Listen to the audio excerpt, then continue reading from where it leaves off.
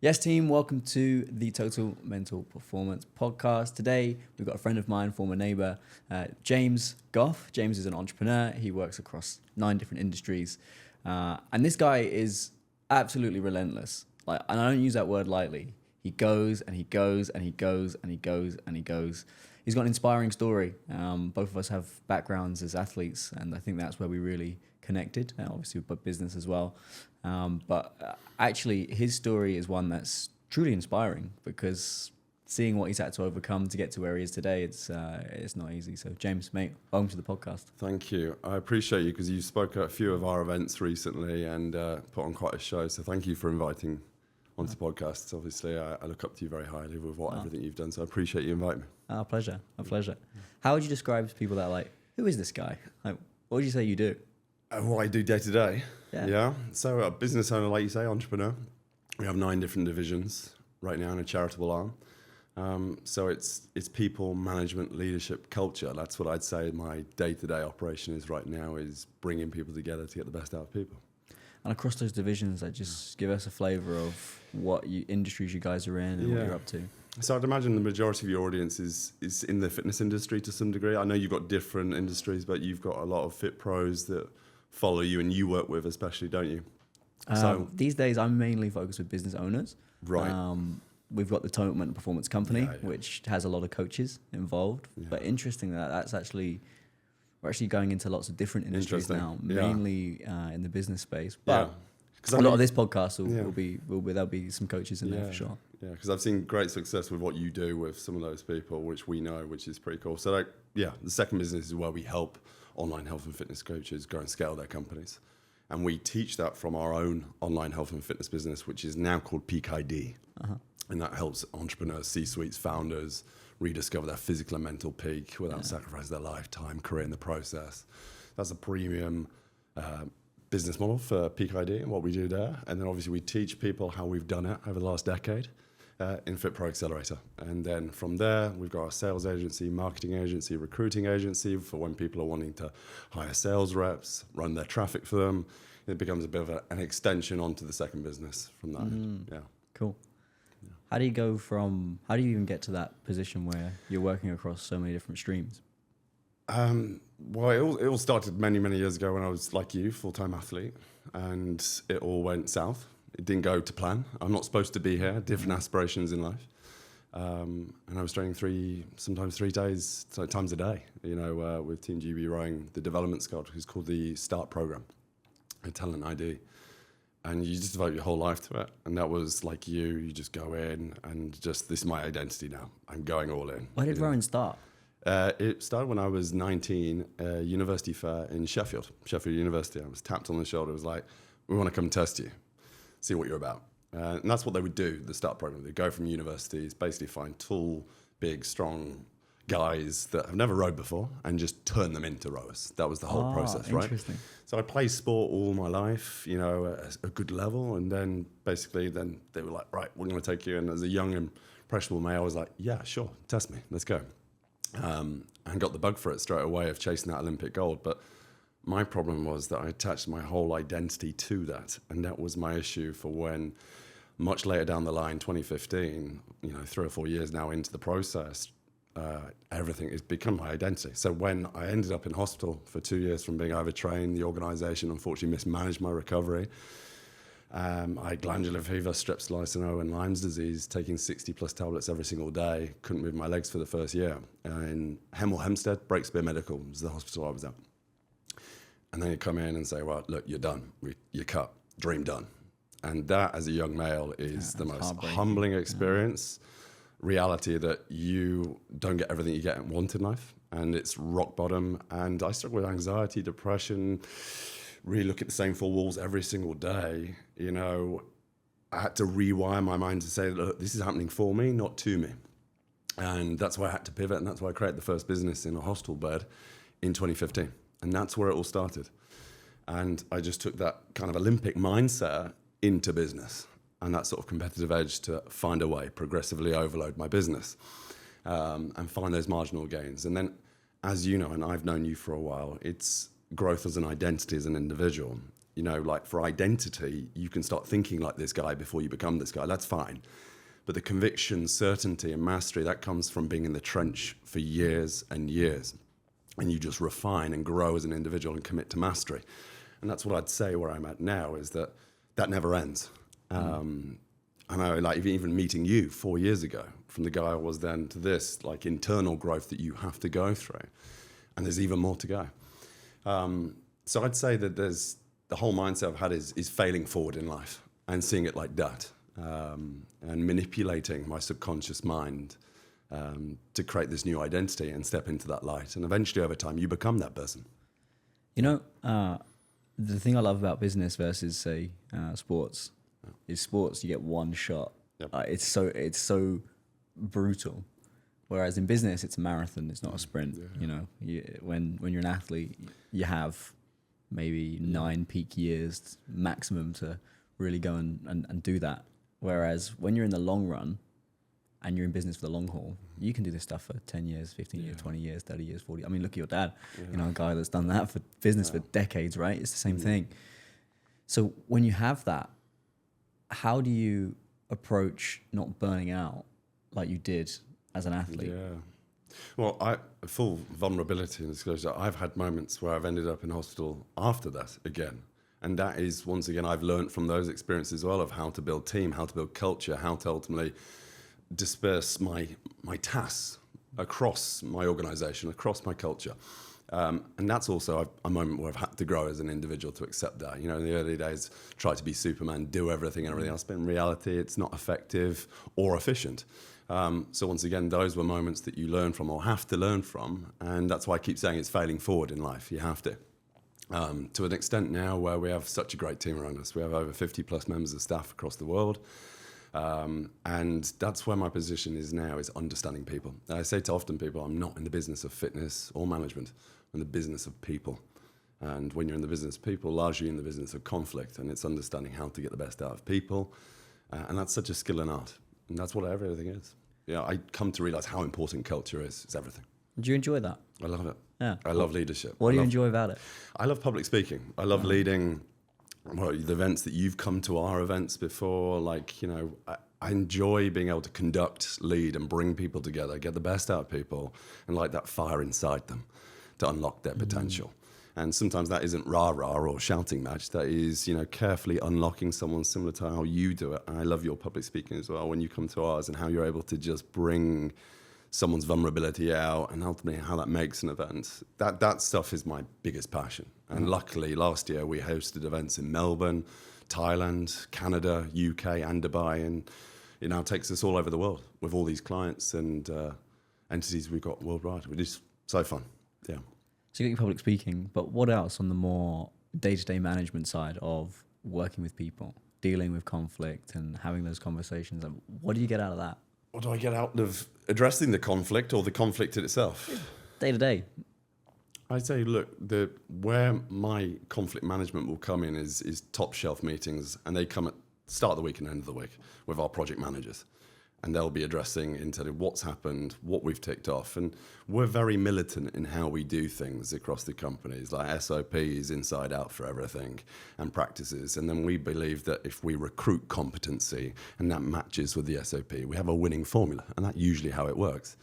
Obviously, sometimes we can't control the human inside out. We've got a great system, but sometimes the competency or incompetency comes in, and that's where the crisis management comes in, or conflict management. Especially in a consumer B2C world, it can be quite common. For us, we've isolated that the most important thing, apart from constructing your bucket in business, is the recruiting component. And we used to overlook this and look to find ultimately cheaper overhead, make a margin on the overhead. In reality, we have changed our whole culture when it comes to hiring and the whole process. You know, for instance, without going too far off track, we bring our junior staff and they sometimes take interview 1, interview 2, so they're part of the process, they're part of the culture that we have from top to bottom. For us, we create that control culture, which is a set of rules that this is how we do things around here because we know what works and we know how to scale. But then ultimately, if we have that control culture, we can then create this collaboration and this community where everyone has a voice. And I want that inside our team. And the more you can have that, the more autonomy. you come to realize that staff, they're not just only focused by a bill or a packet that they take at the end of the month. It is culture, it is authority, autonomy, and decision-making where they can actually express themselves, as well as freedom. So that's, once again, it's understanding your people and how you can get the best out of them. And the more you can do that, you'll avoid that conflict that we were speaking about just there. Mm. Yeah. Tell me back to the guy building the business in the hospital room. Yeah. So what business is he building, and what happens from that?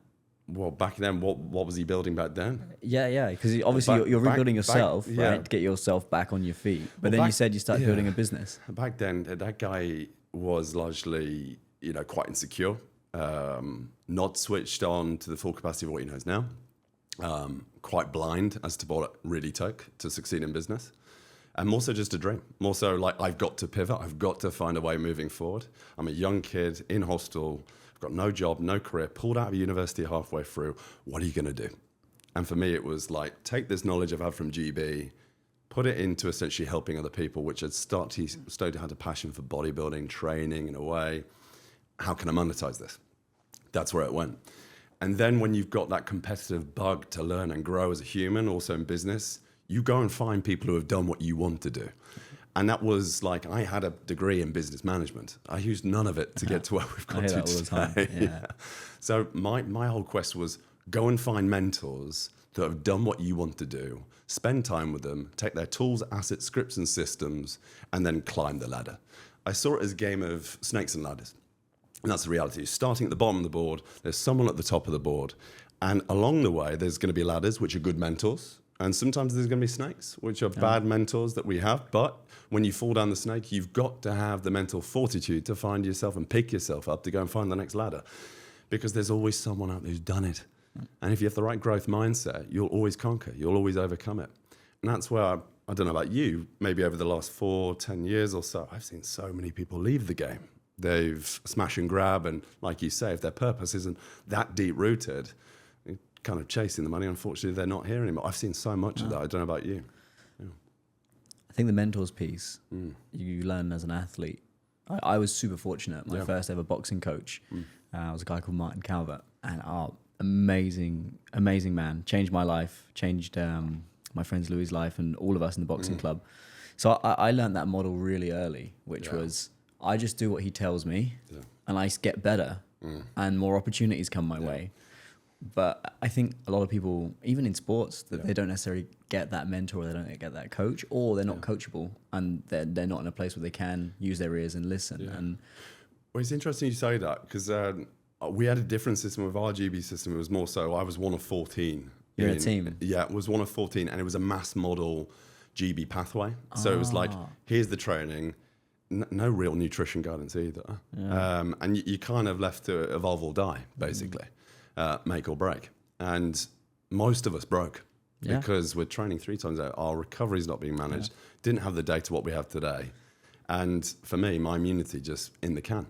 So I kind of wish that I had that little mentor like you in there that was like, hey, by the way, go here, buy this, do this. Here's your structure. But in a way, I'm so glad everything happened the way it did. Truly. Yeah. I wouldn't have the life that I am today if I didn't fail massively like I did. So I'm so grateful for that failure, Yeah, I guess it's a completely different setup because it's a team sport.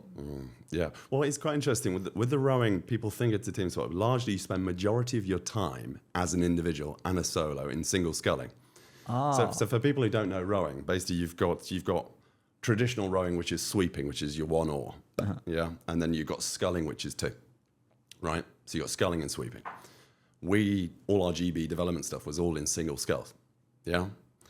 And then you put them into team boats at the end of the year, which you start to sweep, which is like the competing season in the summer. Gotcha. Yeah, but if it's the majority of your time on your own, which I hadn't got a problem with. For me, I can just be alone, tunnel in, lock in, and just take any distraction out and just do what I need to do until it's done.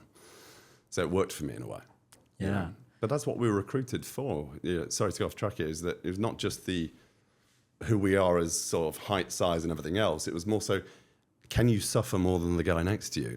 Like, largely, that was the most important thing that they would recruit, is that what is your tolerance here? Because we're going to push you and push you and push you to get into recovery positions, take blood from your ears. And for a young guy, I loved it. I was like, come on, let's go. You know? It's funny on the suffering piece. because I think a lot about suffering. And when I look at entrepreneurs and I look at business owners that are largely unhappy and have been unhappy for a long time, often the problem is they haven't picked the right thing to suffer for, or they're not clear on what they're suffering for. Yeah. Now, in an athletics career, it's very simple. Mine was, I want to win Olympic gold. Yeah. Like that's what I'm suffering for, and I will just continue to suffer. And that point about being able to suffer more than the guy next to you, it's similar environment, you know. But the challenge is, how do you do that in an intelligent way? And it sounds like you were in the same path as me, which was a lot of the suffering wasn't intelligent, a lot of the recovery wasn't intelligent. Yeah. And I think, you know, boxing's it's one of the oldest sports in the world, right? Men have been punching each other in the head for hundreds of years, and education's much better now. Yeah. But back then, like, you know, I was like 13 years old, skipping off weight in a bin bag, starving myself for a fight, to go and fight the next day. Or even in my late teens, I was like training on 1,500 calories a day, training 2-3 times a day, because obviously it's a weight-based sport. So we're trying to get my weight down all the time. And my place on the England talent program was 56 kilos, at the same size I am now. So it was really difficult, but it wasn't intelligent suffering, because I was always injured and I was always underperforming. I'd be sparring up at the Sheffield Institute of Sport. That's where Team GB is based for boxing. Yeah. I'd be up there sparring, and all the other kids would just be that bit sharper and they'd punch that bit harder. And I knew I could beat those kids, but I didn't. And the thing for me that actually held me back, it was trauma. So that coach I told you about, he passed away when I was 15, maybe 16. Promised him I'd win him Olympic gold and a national title and the world and whatever, world title. So I put a lot of pressure on myself, and there's a lot of fear of not feeling good enough, not feeling worthy from school, from undiagnosed ADHD. So I really run myself into the floor trying to prove myself to the world and trying to keep a promise. And it just was a very bluntly unintelligent approach. And so I was able to suffer, but it was just relentless, stupid suffering, because I wasn't giving my body the rest and the recovery that it needed. So I could really go and actually perform at my best. As you reflect on your training, was it similar, just unintelligent suffering, or was it 100%. Something else? Yeah, bang on, absolutely. Like, looking back at it now, it's just chaos, really. And I also see that in the first few years of business, having that just dog out and just work silly hours, and then ended up in a hospital bed as well. It's just foolish, because you don't know any differently until you learn from that failure. Otherwise, no, but definitely, the training side of things, with the GV, it was very much like that. But I don't think we had the support, really. I don't want to pass blame on anything, but we didn't have the, right, you're eating this, and this today. Yeah. This is your training volume. This is how much you need to recover to. There was no, it was more so, we're in a group, this one you're training, this one we're doing it, and just follow blindly. As a young guy, you do that. Yeah. It's almost military to a degree. Yeah. Although that being said, a lot of the military health and performance guys now, they are, from what they're at, I'm being told, they're doing some really amazing things. Shout out to Dean Hammond, very respected coach, doing some cool stuff over there. I have a question for you. With the trauma that you mentioned there, and ultimately not quite fulfilling it exactly how you promised it to be, but you've still harnessed that into another aspect of your life. You've pivoted that, and you are almost like going to fulfill his legacy and carry that on and do him proud. And I bet that is a big motive for you in business, what you do when you're public speaking in front of these people. Tell me more about that. Yeah, so there's a very specific moment where I was late to the funeral because I was away when the funeral was, but I flew back in that morning, and I get there, and there's a massive queue to get in the church. People all the way down the street, like it was unbelievable. There's actually a seat for me in one of the front rows with all the boxing team, and I just couldn't even get into the place. And then at the wake, everyone was just like, "This guy changed my life," like all walks of life, from this coach, and. I kind of took something from that, which is, wow, imagine having a life where you help so many people that you fill out a church and people going down the street, So there was that. And I kind of asked myself, how did he create that? Well, actually, it was the impact that he left on all of the people around him and the amount of people that he helped, and so the depth of that he helped people. Now, do you think that was the time that he gave into people? Or do you think that's what he said and how he treated people? All of it. All of it. You can't. Okay. All of it. The time that he put in, the way in which he showed up, the way he was with people, he was an amazing man. So I think. What do you take from that for you, and when you're managing your staff and your clients? What do you take from that? What's the key value that you? Yeah, I say this to clients all the time. You know, we're not going to work together forever. You know, 5 to 10 years from now, Right. somebody, if you think back to our time together, do you have a little twinkle in your eye and you go, man, that guy changed me. I don't know how he did it, but he did. Like that for me is my standard of, have I delivered what I wanted to deliver insofar as working with clients or with team or whatever. So I think there's that. Insofar as that's more of the grief. And what's interesting is I didn't actually process that grief until I think I was actually 23, 24. I just buried it and just went back to work and just like work. Like, don't just forget about it. Kind of worked on a delayed fuse, and it came out in a coaching and therapy session with one of my mentors later, and it just cut me open. That's kind of how I deal with grief. I just bury it and just go back to work, and then it catches me later. I think it's a for me. I don't know whether I am still grieving. I, similar to you, have a motive and a why that drives me. And I think we've spoken about this. We have, haven't we, the orange ball? Yeah. Remember, when you were in my apartment, we were going... Tell the story of the orange ball. It's a great orange. I wish you brought it. I should have said, bring it. Well, that's my why. It's why I show up the way I do. Is because when I came out of hospital, my grandma took me in to help me recover and see if I could get back to the squad in time for selection and everything else, Olympics and everything else. So she was 85, bless her. She's climbing the stairs, 5-6 times a day to feed me, look after me. This is close to a year doing this. I can't move my legs. I'm completely buggered. And she traded everything, sacrifices, the kind of character, like you say, like with your mentor. People came to see him, packing up the church. It was the same here. Like, didn't care about money, didn't care about all these things. Just cared about giving and family, And, that... she's remembered so much more than most people because of that, who she was as a person. And she gave so much to me. And the last thing she gave me was this tiny little orange ball, stress ball, a little smiley face on it, because I was going through my demons at that stage. It was the last thing. And unfortunately, at the end of the year, she passed away with cancer. And I, probably still today, still believe that I'm a big part of why that happened, because she traded herself for my dream. And that little orange ball now, for the last decade of operating with us, I take everywhere in the world. Every public speaking event I do around the world, I take it with me. Anywhere, it's with me because I'm carrying her sacrifice. And this was my way of saying, look, your sacrifice won't be wasted. And this is now what I've done. We've had thousands of people's lives we've changed around the world, and so many opportunities we've created, thousands for underprivileged children we do as well. For me, I feel so fulfilled in that, but that is a fire that can never be put out. And going back to your point here about grief, I believe I've harnessed that for me to perform. I talk about internal pressure and external pressure. I think I leverage it to keep fulfilling.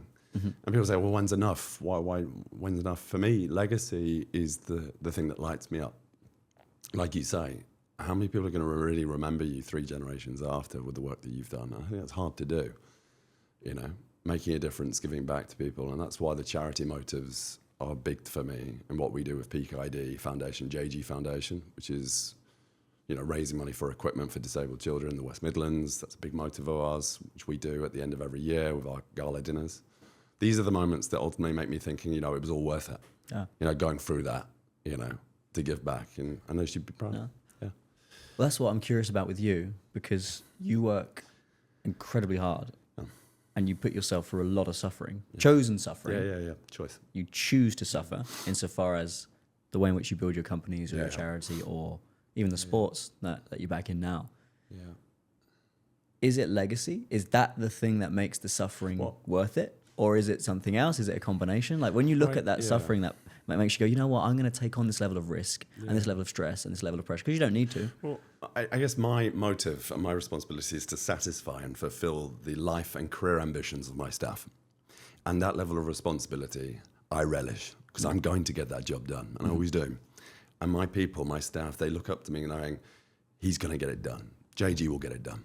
And that's the thing that fills me up inside, is putting food on the table for families and staff that my decision making is responsible for. I love that. That lights me up inside.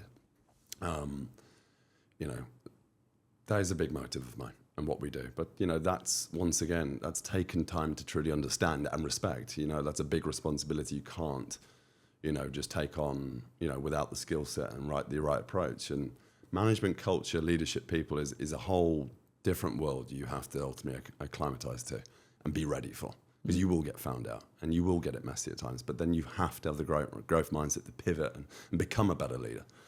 You also have to value management.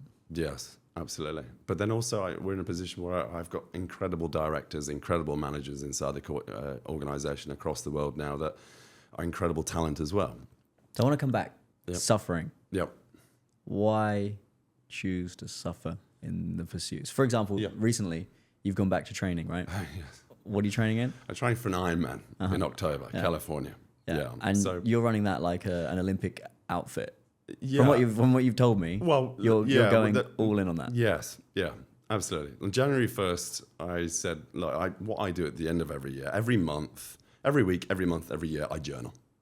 All right, I assess what's in my personal life going well, business, where the gaps are, how can I minimize the next gap, how can I continue growing in all these pillars of life.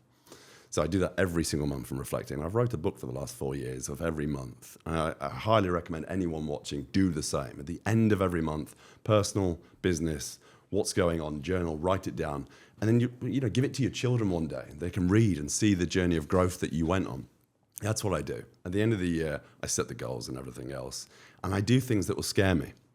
Get outside that next comfort zone. How can you expand? And that was one thing I said to myself, was like, look, let's do something crazy here. Let's go and do an Ironman. Obviously, got the GB background. That was a long, long time ago now, but there's a lot of potential there to do some damage in a worse way with the right training. So, yeah, you're right. So what we're doing now is we're getting a full-time Ironman coach, nutritionist. You might be watching Alex Gates, top guy. He works with Callum, I believe, you know, from Pro Coach. Great guys, very, very talented. Physio, Joanne, my chef maid, she's fantastic as well. So we're building a team like that boxing camp mentality. And it's brilliant. It's dialed in. It's given purpose once again for this year of training, and it's a great milestone. So this morning I was 5 a.m. in the ocean, 2K swim. It's great fun. Why suffer for that? Because what does it give you? It'd get boring otherwise. That's how I see it. I see that ultimately the suffering is by choice because I enjoy it in a sadistic way. And do you enjoy the process of training, the swimming, cycling, running, running as well, right? Yeah, it's running, swimming, cycling. Yeah. Yeah, and so the Ironman is essentially a 3.8 kilometer swim, then which is, you know, most Ironman was about an hour and a half, 2 hours. People would do as a new beginner on that, and then you go onto the bike, which is a 180 kilometer bike. You're sitting on that bike for 6 to 7 hours, and then you're going and doing a marathon just after it, no break. You know, so you've just got to be absolutely locked here, and obviously conditioned enough to ultimately survive. So, you know, the whole process is called evolve or die. You know.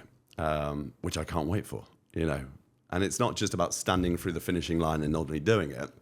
It is the process. It is enjoying the process and going through the suffering, all of that. But enjoying the suffering. That's what I do. And we'll learn to ultimately be at peace with that hardship. And that is where growth occurs. Yeah.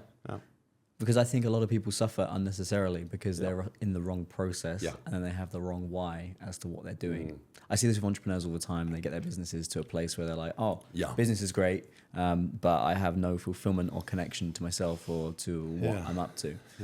And usually it's either because A, the things that got them out of bed in the morning at the beginning of the process has changed. They've also changed. And B, they're just not interested in the process anymore of doing those reps. We were talking about it recently about boxing and how I spent the last 2.5 months training and trying to get back. And my goal was, can I get back to fight sharpness and then just see, you know, because boxing in your 30s is not the same in your 20s. Where are you taking this, by the way? Because I know we spoke about it, what's the next vision? Where are we going? I'd like to fight again. But again, there's a risk element. Professional? No way. White collars? It's no, white not white collar. Amateur. Amateur, right. Yeah, so the way it works in boxing is you have white collar, which is basically people that have never fought before. And then you train and there's a big gala dinner and it's all nice and fancy and you kind of, you do your charity work and that's that. Now, what a lot of ex-fighters do is they go into white collars and then they just beat up beginners. And it looks great because you knock someone out in a highlight reel, but for me, that lacks class, honor, and integrity. So I'm not interested in that. Then you got pros. Actually, a lot of the amateurs at the international level are actually better than a lot of pros that are starting out. Because you choose when you go pro, right? Is that how it works in boxing now? No, yes and no. The pro game's a money game. Okay. And I never fought for money. I got paid for a couple of fights, but I never, those 2 fights I did get paid for, it was like, oh, that's at an amazing venue with an amazing opponent. Like, yeah, go on then, I'll do that. Or I'll get on a plane for that, sure, let's do it. But that was never really my thing. My thing was always Olympic gold. If I can go and win the Olympics, that's my dream. You get one Olympic champion every 4 years. So it was I'd never really looked at boxing to make money, but then also with my sales and entrepreneurial background, so a graduate of the Peter Jones Enterprise Academy, and other businesses I set up, I always knew, well, the thing that I get paid for in life, it's never going to be fighting. It's going to be something in business, eventually turned into mentoring and coaching. So for me, it'd be amateur. And also the amateur game for me it's the most, in my view, the most non-financial expression of the passion of the game. You know, there's a lot of memes on the internet for amateur boxing, which is, you train 8 to 12 weeks to get in amazing shape, cut your weight, do all the suffering, and then all you get is a plastic little trophy and a sandwich and cling film, and that's your reward for those fights. And that for me is just the expression of the love of the game. So I would like to fight again. It's a bit more risky over here because back in England, everything's all regulated. So you'll have a big database and you'll see how many fights everyone's had. Whereas here, everyone's like, oh yeah, this guy's had hardly any fights. And then you ask a friend, can you just sort of do a Russian background check? Oh yeah, 4-time national champ. Oh right, okay, you had like 10 fights. Yeah, sure. So it's a bit more tricky. Yeah. What's the identity of a successful amateur boxer? It depends. It's different for everyone. There are some, like, I remember there were some gypsy lads we used to train with. They wouldn't even warm up. Like snatch. Like snatch. Wouldn't even warm up, right? Would just roll their necks, kick their left leg out, kick their right. Right, ready for sparring. I've done a whole 15-minute routine. I'm locked in. And they're like, yeah, okay. And often they'd be some of the trickiest customers you ever come across, right? So I think it's different. For me, boxing was an expression of, I love the game. Like even now, I'm still studying. I'm still watching fights. I'm still looking at the various different styles and techniques that come from around the world. I'm still a student. Yeah. So there was a passion. Then there was insecurity, not feeling good enough, not feeling worthy. People that are regularly listening to the podcast are bored of this story, but my dad was my football manager. We were bottom of the bottom league, and I was sat on the bench. And that for me was like, I'm not good enough. Not like my dad thinks I'm good enough. I guess I'm really at the bottom echelon of football on that sense. But in boxing, you couldn't get substituted. And there was a direct correlation between how hard I worked, because I was always one of the hardest workers at football training. Even at athletics, I'm really slow on an athletics track, but I used to outwork my peers. My coaches used to say, you'll be dead last and you'll be sprinting to the end as if you're first. Like you're just relentless in that. Whereas with boxing, there was a direct translation between I put that work in and I get better and better and better, because I'm never the most talented. Some people can just fight. Some people can just punch. Some people are just quick. So I never had any absolute standout attributes other than my engine, but my fitness. But I don't know how much of that was genetic, because there is a genetic component in being an athlete. How much of that was just relentless work. So yeah, for me, the amateurs is just an expression of just the love of the game. So I would like to have another amateur fight. The challenge I've always had, even to this day, is injury. And the injury risk now, in my 30s, is a hell of a lot higher than it was when I was sort of in my mid to late 20s, and even when I was like 19, 20. Here's an example. 2.5 months training, didn't miss a beat, recovery on point, training's on point. Last sparring session of the year last year, do 5 3-minute rounds, not done that in 9 years. And in the second to last round, I just felt a little twitch in my shoulder. Last round, felt a twitch in my upper right chest. And I was like, we'll find out before bed whether there's anything serious or not. Intercostal muscle done. It's my 5th time I've done an intercostal muscle, both on my right side, both on my left side. And have you ever done an intercostal injury? No. So you can't rehab it, you can't train, you can't do anything.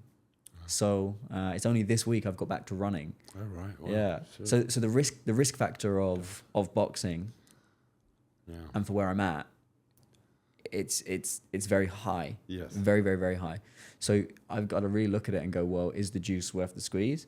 So the way I'm looking at it is, if I go all in identity mode, I am going to fight again. I will train myself into the floor and get injured. So now my objective is, I'm going to enjoy the process. You know, I'm being trained by a friend of mine and a TMB client, Scott Quigg, former world champion. I'm learning. I'm like a student again. I'm like an absolute student again. He's teaching me all of these things that you learn from, you know, winning multiple world titles, and it's amazing. I'm loving it. Absolutely loving it. So I'm loving the process of learning. I'm enjoying the suffering of the training. So my real objective really is, if a fight comes along and I'm at that point where I'm sharp enough to win a fight within 2 weeks' notice, I'll take it. If that day never comes, I'm at peace with that. Because I know the domino effect of going old Kieran, falling back into old patterns, under prioritizing recovery, injury, sickness, the impact that will have on my working life. If we put them together, I don't want to sacrifice what I have at work. Because I finally, I think it's this year, maybe 2 years ago, I had a client who's a former fighter. And he asked me, do you ever like find a replacement for sparring and fighting? I said, what do you mean? He's like, I don't know if you do that. And I don't know if I can do that. Like, my whole identity's been being a professional fighter, and now I'm coming out and I'm building a business, but I can't seem to find the right buzz. And for me, I realize I have found a replacement for sparring, and that's in my one-to-one coaching sessions with my clients, because that gives me a similar level of satisfaction. Not the same adrenal hormonal response in the body, but more, that's what I'm meant to be doing, hitting complete flow, just being present in the moment. But if I get seriously injured or sick, I can't do that. And then I can't train either. So I've had to look at my value set. What do I value and what is most important? And look, if I can get to a place of sharpness, and, you know, a fight comes up and I'm like 2 weeks out and they're like, you want to take it? Yeah, of course I will. Love it. But I'm not going to hang my hat on whether that happens or not, because of the compound effect of what might happen after that. Of course. Yeah. So that's my balanced approach of not burning out, fighting, and trying to work as well. I like it. And where do you see boxing going? Like, you obviously see misfits, and you see ultimately the sort of YouTube scene kind of thing with boxing. What are your thoughts on that? I'm a bit of a boxing snob. Like, Purist. Yeah, a bit of a purist. Like, I can watch what most of the world would see a boring fight and just look at genius. Absolute genius, you know. And I enjoy that. But what I would say is, one thing that Misfits has going for it is actually more children are being exposed to boxing, and more children are being exposed to values like discipline and focus and taking risk. Now, they're not all great role models in sort of the more misfit celebrity boxing, but a lot of them are making documentaries and going, you know, guys, this is really hard. Like, I'm having to diet, I'm having to train, I'm really making sacrifices to go make this work. And I think, like, a lot of boxing purists sort of shit all over that, but I do think there is value in young people seeing that, without a doubt. But then you throw in the money equation. Everyone's like, oh, it's only about money and it's only this. And yeah, like, it is what some of the Misfits guys are earning versus, say, you know, a real purist champion is earning. Yeah, it's obscene. It is obscene. But at the end of the day, you're putting your life on the line. Like, for those people, if you're going to put your life on the line and you can make $50 million, like, yeah, like, do that, you know? So that's kind of my take with boxing's going. Very political sport. Very, very political sport. But my ultimate dream, really, like, if we look at Kieran's end game, I want to be an old man somewhere, probably in Spain, brown leather bag skin, all wrinkly, and all I spend my days doing is just being in a boxing club somewhere, teaching kids the values of discipline and hard work. I'm working with disadvantaged kids as well, from disadvantaged backgrounds, just saying, listen, you just hit these 2 pads and focus. You'll be able to get out of this city and we'll be able to go all over Spain. And if you get really good, we'll be able to go around the world. And you'll be able to see that there's more to life than just this little bit. That's what boxing did for me. It just showed me, wow, there's a big world out there. If you focus, work hard. So I think that's kind of the end game of boxing for me. Just having fun and enjoying it, you know. I like it. Credit to you. Yeah. So run me through a bit of the business journey. I'm really curious because you finish the athletics part, Yeah. the rowing, then you go and build your first fitness business. Yes. Then what happens? It grows and it booms. And we get to a position where people are like, yeah, well, what are you doing? How are you doing it? Can you do it for me? And that's why the second business was created, was really before I even had it. You know, someone approached me and said, look, this is incredible what you've done. Like, you know, in such a short space of time, can you show me how to do it? And it was, yeah, sure. I didn't have a product, didn't have a service, but I was like, yeah, sure. And that was the best thing for me to do, once again, to now go and build it. Now go and build that second business. And so on. It became a domino effect as you go. I think just the biggest thing that ultimately moved the needle in business more than anything else is that you come to realize, for me personally, certainty is the thing that we're all going after. You know, arrogance, confidence, certainty. I think certainty is the pinnacle of all control, personally. And how you gain certainty is by elevating your character. And I believe character isn't niceness, charm, or certainly talent. I believe it's the compound interest of the aligned decisions you make when it was hard, lonely, and when no one was watching you. And that's what makes people follow you. And that's what makes people stick to the results that you generate. You know, for certainty, it, you know, replaces willpower. You no longer negotiate. It's what anchors the loop. You no longer spiral. It's what pulls people in. You no longer chase.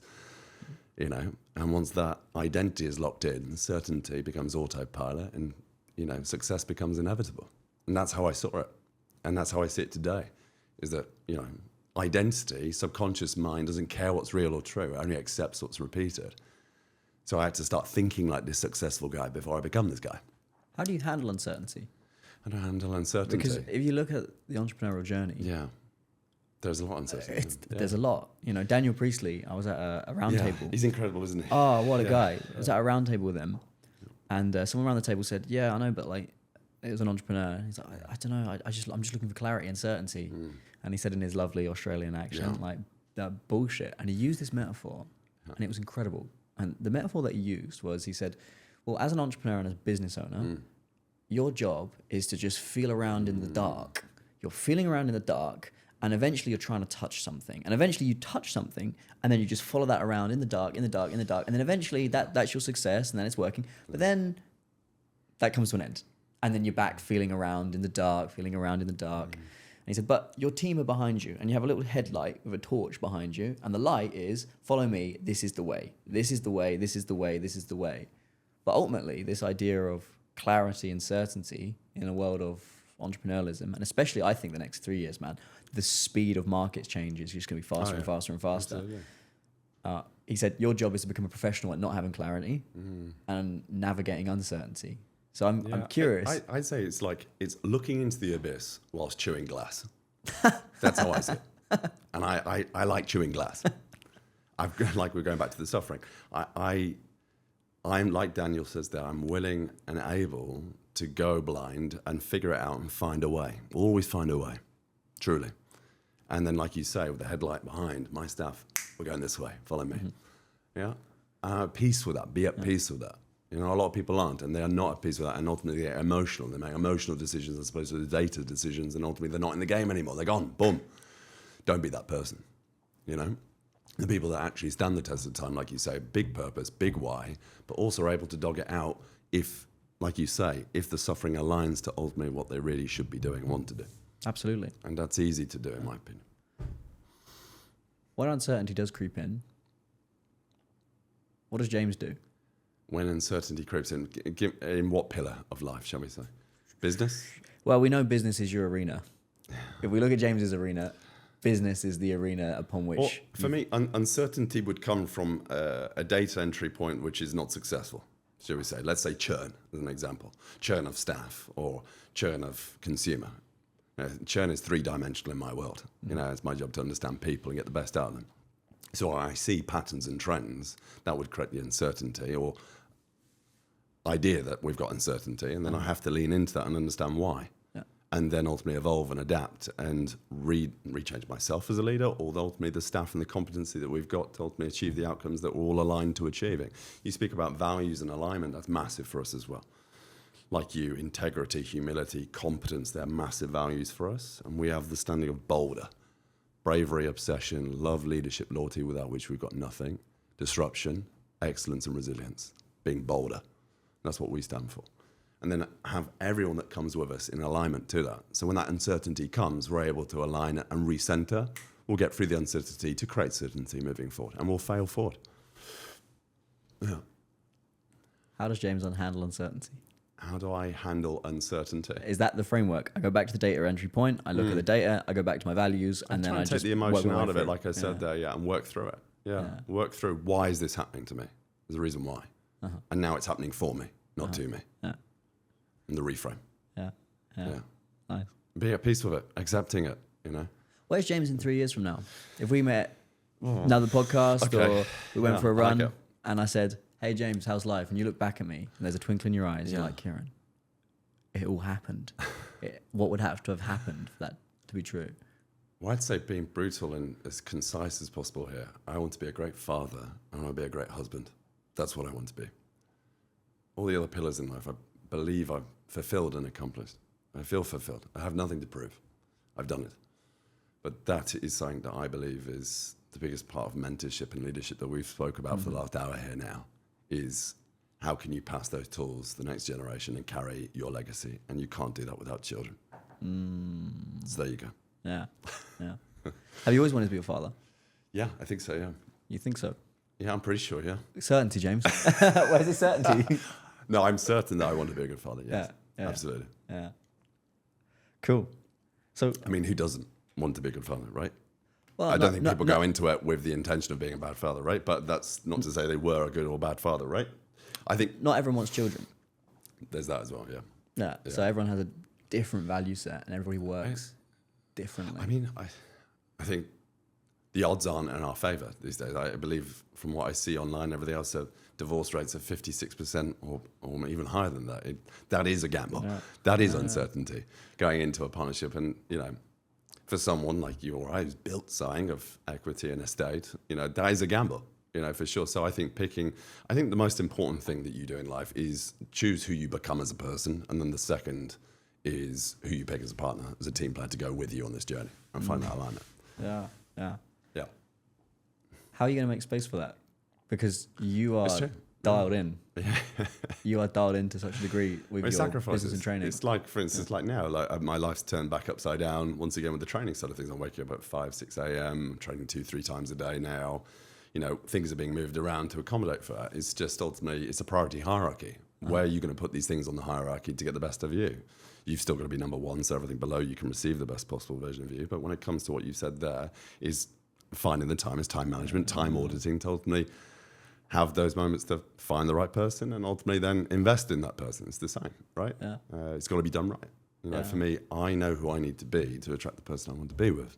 Similarly as well, that comes from growth as well. Yeah.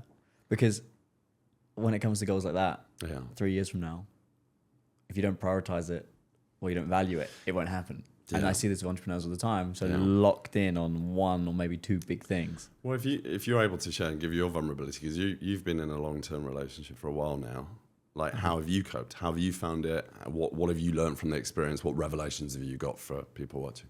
Yeah, well, it's kind of the same problem that every entrepreneur, like really driven, ambitious entrepreneur faces, which is I love my work, I love my mission, I'm locked in, I want to do that. Yeah.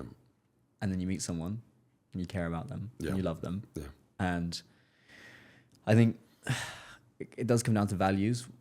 What do they value? What do you value? Yeah. If you're going to be an entrepreneur and you're going to grow things, you're going to live a really fast-paced life. You'll be getting on planes, going places, speaking, doing these things. You got to have somebody that has a similar set of values insofar as they're okay with being on their own. They're okay with having space. They're okay with you recognizing that you're not going to be present all the time and there are going to be moments where you're pushing. But at the same time, they have to be strong enough to put their foot down and say, you're taking the piss now. You're absolutely taking the piss now. So I think there's that. It comes down to, do you have a shared vision? What it is that you're trying to do? Where it is you're trying to go? But then also, you've got to create the space and time. And I'm not perfect at that. Like if you ask my partner, she'll say, yeah, like a lot of the time, he's here, but he's not there. Yeah. And she'll ask me what's going on. And I'm like, right, trying to solve this problem. And then she'll just tell me, right, go and journal, go get your journal out, go for a walk, come around the block, and then let's try this again. And then we'll sit down and she'll go, right, how are you? How was your day? And I'm like, okay, I'm fine. And she also likes that. That's a part of me that she likes. She likes that I'm an entrepreneur. She likes that I'm passionate about my work. But I've had partnerships where partners aren't like that. Yeah. And they don't want that. And if you're not in line with values, if you're not in line with your vision, and you're not clear on what your own needs are, and you can't communicate those, that for me, in my experience, is one of the biggest challenges. But I'm not a relationship expert, so it's not always as simple. And I think particularly with business owners, that's the area they struggle the most, is their personal life. Business and the work tends to be their arena. Yeah. You know, they've got the belt on. Well, and it's very easy. business becomes the personal life. That's what it becomes. It becomes their lifestyle. That's right. And whether that's healthy or not is up for debate. Yeah. Well, if you are gonna go, right, I'm building a personal life, and you want to be a father and the best husband ever, 100%. and you got to find a way to get. First of all, you got to meet the person that inspires you to go, all right, I'm going to make those changes. But the second part is actually making those changes, and I think that's the bit that ambitious people find really hard. Yeah. Because our day jobs are great. Like, if you love what you do, you don't need a break. You do need a break. It's not efficient to not have a break, but you don't really want a break because it's so fun, and it's so engaging, and there's so much abundance in that pursuit. Yeah. So I think I've always found that hard, you know. So right back at you, 3 years. What's success? Continue to do what we do. So whether that's my own one-to-one coaching or the team, educating coaches. So we've been training coaches around mental performance. Is this the certification now? That's right. That's what it is. Yeah. We were speaking about that, weren't we? So we run our first batch, 15 nice. coaches. Congrats. Feedback's been phenomenal. And one of the most fulfilling things is seeing them getting results with their clients, seeing them having more challenging conversations. Now they're starting to sign their first few clients as well. And seeing that, oh man, it's amazing. Because think about it, right?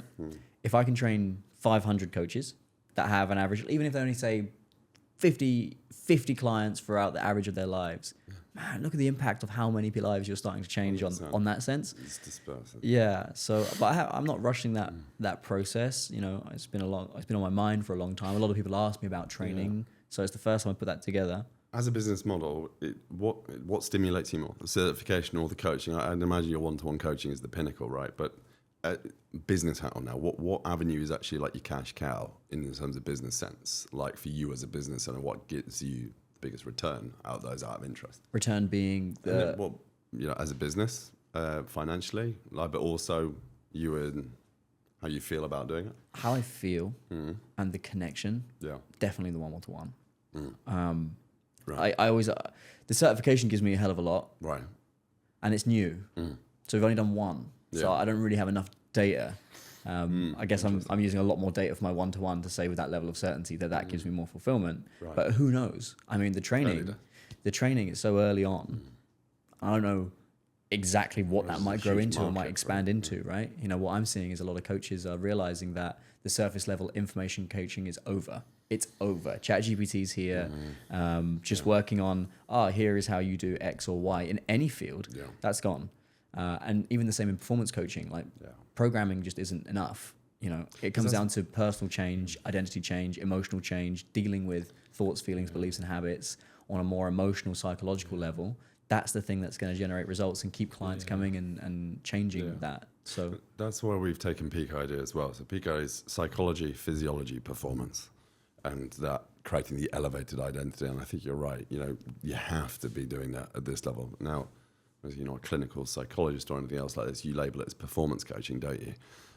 Mental performance specifically. Yeah. Because we're working on the way in which people think and feel and all the limiting beliefs and experiences that they've had in life that's been slowing them down.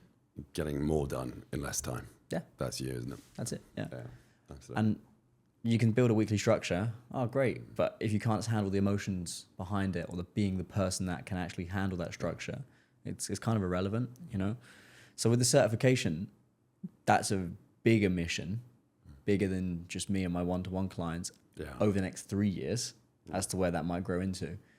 But for me, nothing beats peering into someone's soul, asking a question, and then just noticing how that person never looks at themselves the same again, and the way in which they positively change and start to move forward.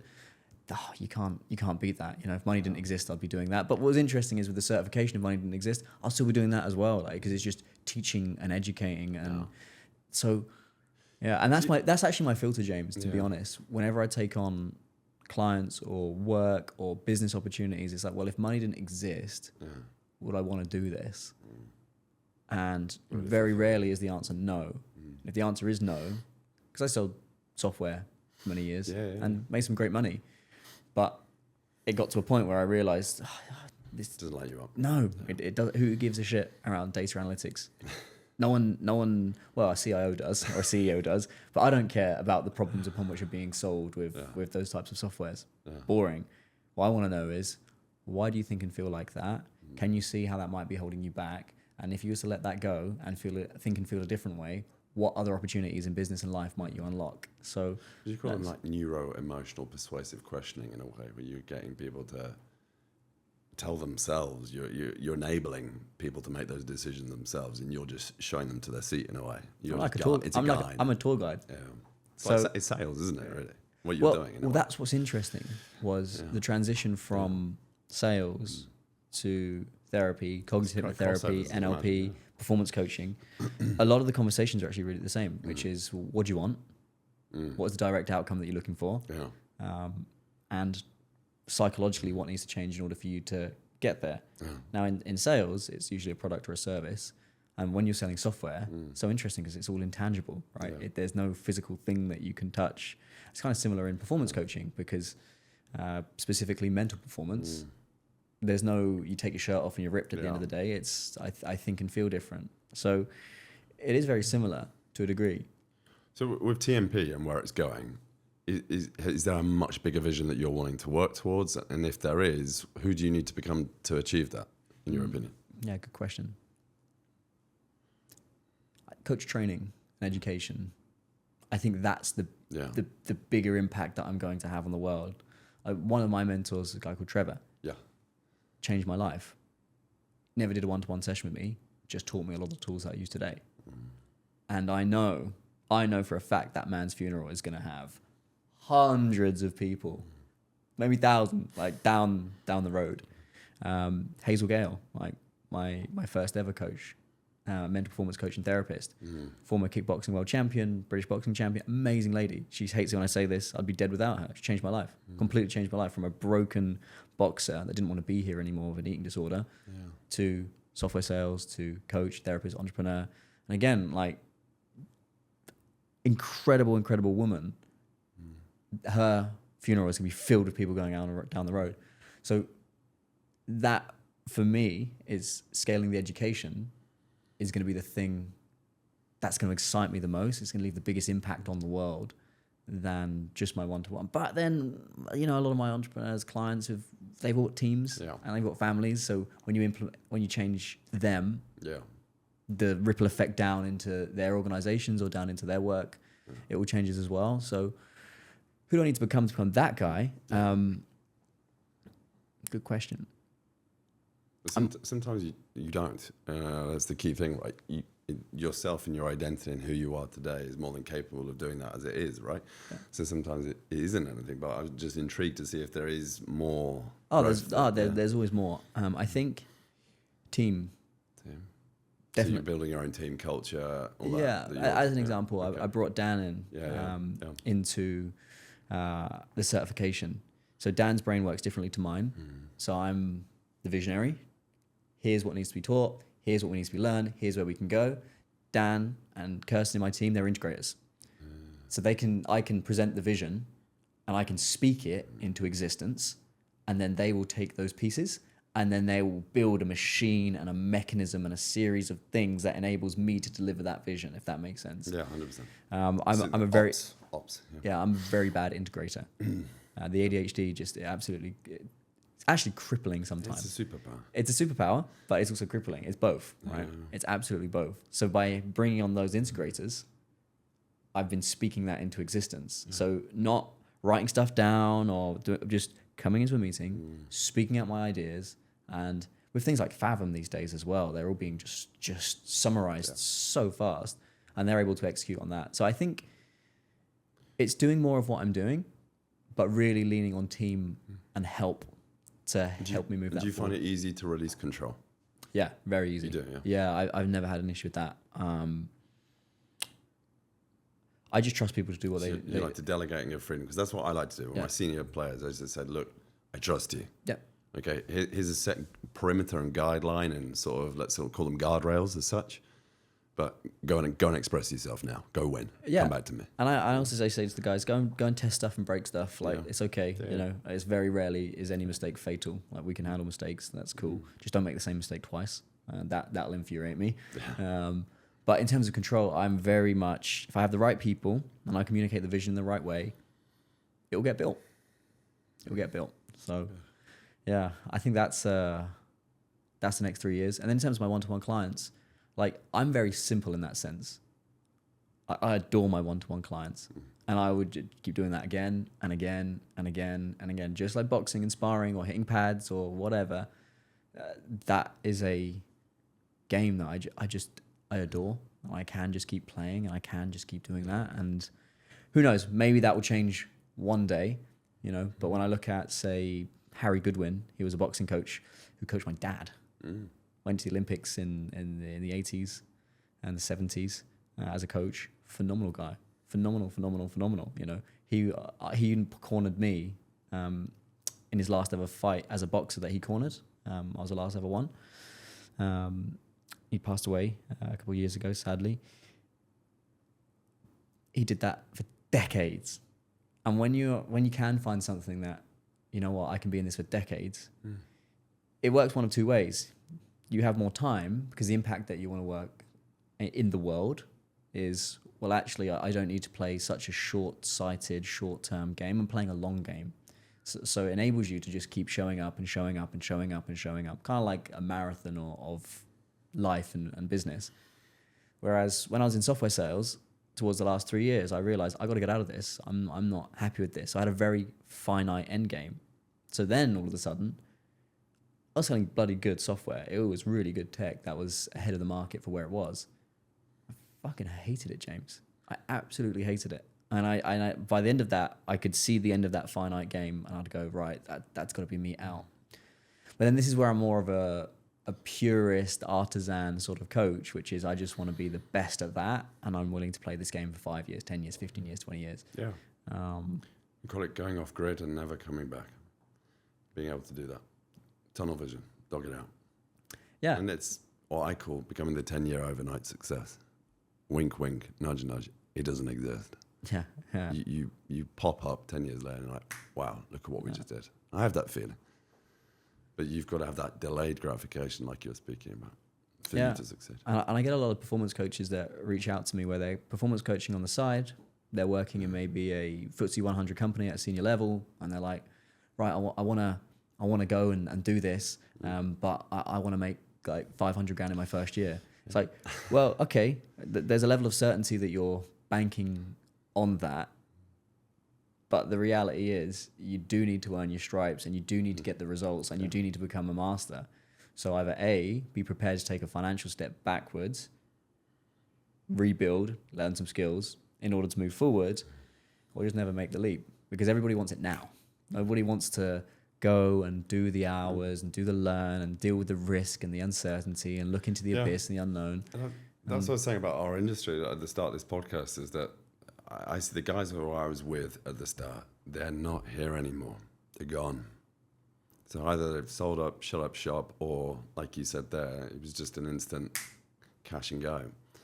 I see that all the time. So it goes back to your message about finding that inner stronger why and making sure it's right front, line and center. If you love what you do, it's easy. It's so much easier. You know, and there'll be some people listening to this that don't love what they do. And they'll be like, oh, that's easy for you to say. Like, how did you figure that out? Well, I didn't always love what I do. I'm sure you've had many periods where you don't love what you do. But I think you got to figure out the difference between a blip. Am I just going for a hard patch right now? Or are you like 2 years in, 3 years in, and you're still miserable and you're still unhappy with what you're doing? Or then there's something a little bit different. How can they test that? Well, one question I always love to ask is, if money didn't exist, how would you spend your time? Yeah. So when I was in software sales, the answer to me was I would just be having really interesting conversations all the time. Yeah. I wouldn't be having to do admin. I wouldn't be having to do operations. I wouldn't be having to do any of that stuff. Yeah. I would just be having cool conversations. Guess what? I've got a life full of these days. It's just cool conversations, whether that's speaking, whether that's one-to-one conversations, whether that's with the coach certification and the collective and that side. That's it, right? So I think there's that. But then also the other part is the elimination. What is the worst life that you could possibly think of? And sometimes you need a bit of an anti-motivation instead of a an abundance motivation. For example, I'd hate to be working in an office in a busy city, in a job that I hated, not being able to earn what I want to earn, and not be able to have the experiences that I want. I would hate that. And if I was drinking on the side and taking drugs or doing whatever those self-destructive behaviors are, just write that down and then just ask yourself, am I moving towards that life or am I moving away from that life? And if the answer is you're moving towards that life, then you got to get brave and you got to make a change. Yeah, walk the plank. Yeah. As Cortez says, at some point you got to burn the boats. That was for me. Like when I came out of the hospital bed, I had to return to life. I had this business, great concept, pushing hard, but I had a 9 to 5 whilst I had this business, and eventually I got caught working on my business at work. And I had a tap on the shoulder, which was basically like, look, come in, you have to resign or kill your business. It's got to go this way. And I remember that at the time, little kid. They burnt the boats for you. Well, exactly. Come in the next morning and it's like, I resign, which was like, now you've walked the plank. And in a way, I was lucky that someone was able to give me that push. Because, it could have been there for another 2 or 3 months or even longer, quite frankly. And it was the best thing that could have happened to me once again, because it was now like, you're going to go and find a way, buddy. Make it happen. And just, it was a lucky.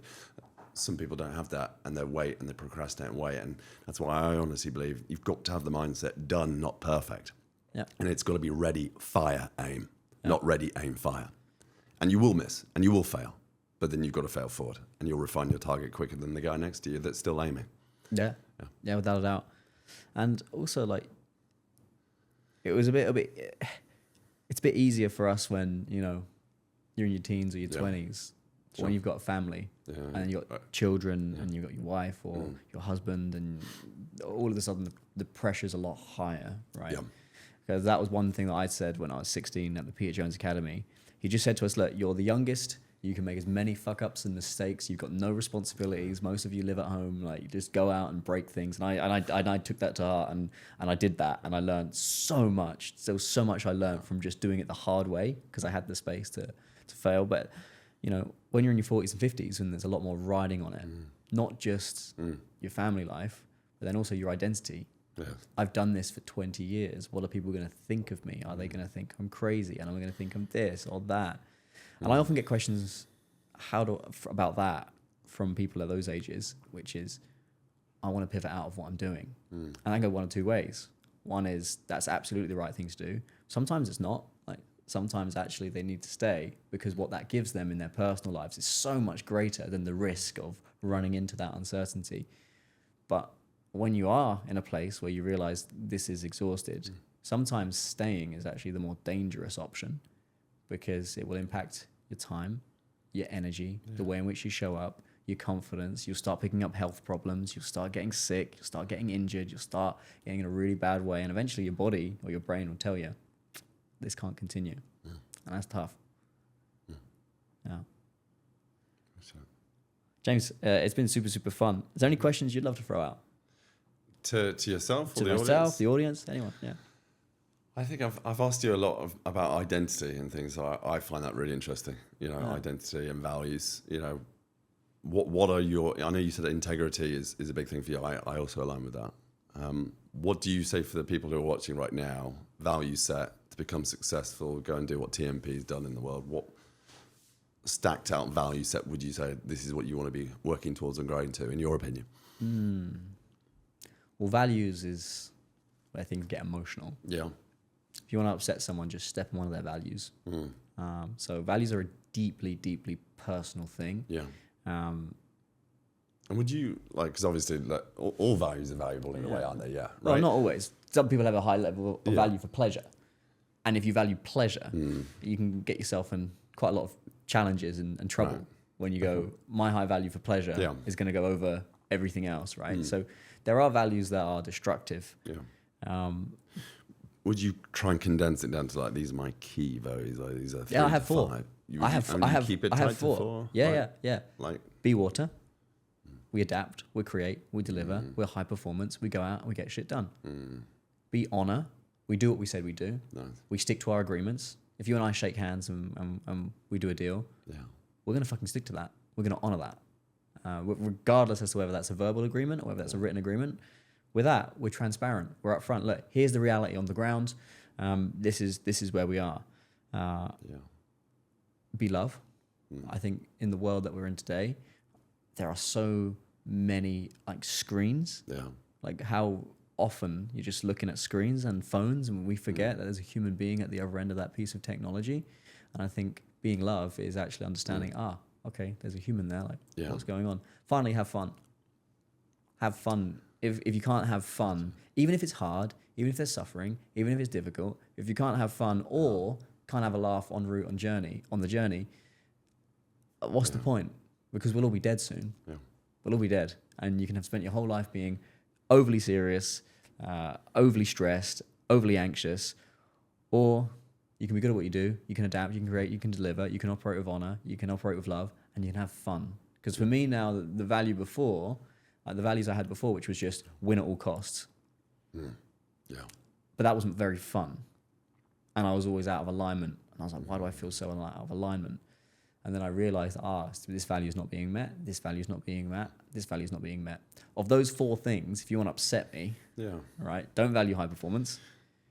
Don't value honor. Yeah. Don't be love. If you can't have a laugh, what's the point? Yeah. That's for me. And that works as a filter. Who do I let into my life?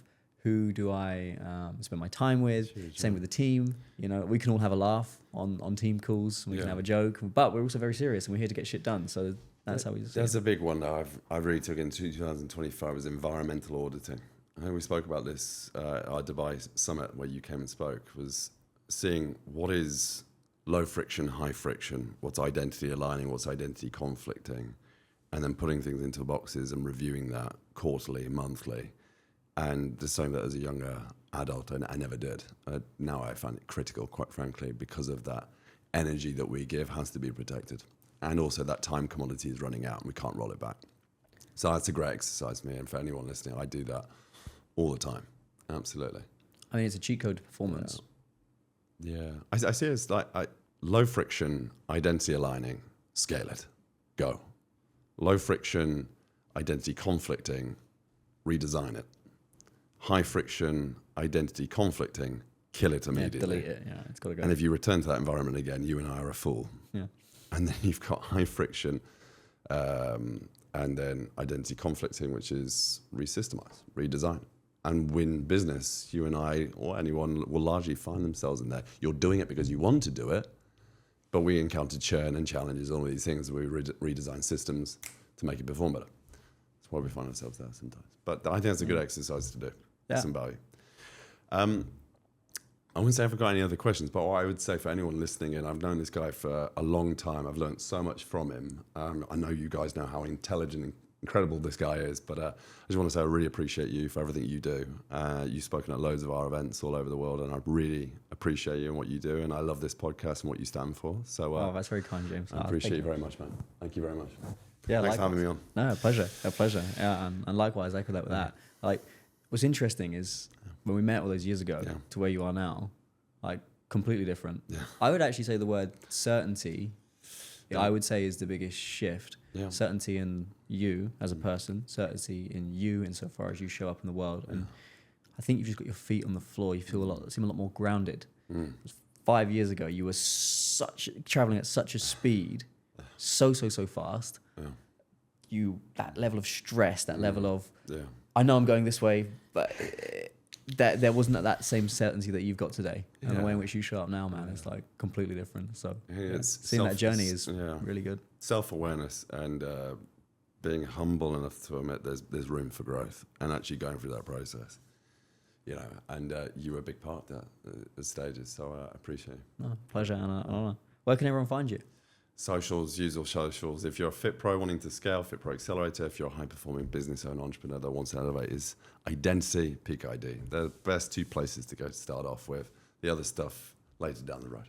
Yeah. James, thank you. Pleasure and honor. Appreciate that. Big love.